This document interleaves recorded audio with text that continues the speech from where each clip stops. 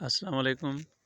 ही 2-3 साल अॻु में असां लयार पोखियो हुयोसीं, जिन मां तक़रीबन हिते 4 लयार जा दाणा आया हुआसीं। ही जेको आहे सो सभिनी में बहितर थियो आहे। ॿियनि खे ही ॿकरियूं खाई वियूं आहिनि। असांखे बाउंड्री न आहे, हिन जे करे ओड़े पाड़े जूं ॿकरियूं जेके आहिनि उनखे खाई थियूं वञनि। हिकिड़ो ही आहे, ही बि ठीकु आहे।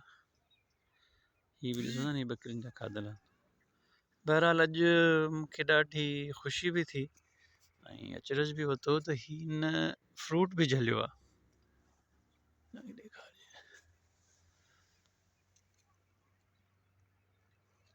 तव्हां ॾिसो ही लयार में फ्रूट थींदो आहे। हिन जो फ्रूट जेको आहे उनखे पखी तमामु घणे शौक़ सां खाईंदा आहिनि, ॾाढो अट्रैक्ट थींदा आहिनि ऐं असां बि खाईंदा आहियूं। ॾाढो टेस्टी फूड आहे, हिनजी पंहिंजी हिकिड़ी टेस्ट आहे लयार जी। वारीअ वारनि इलाइक़नि में लयार जाम थींदो आहे,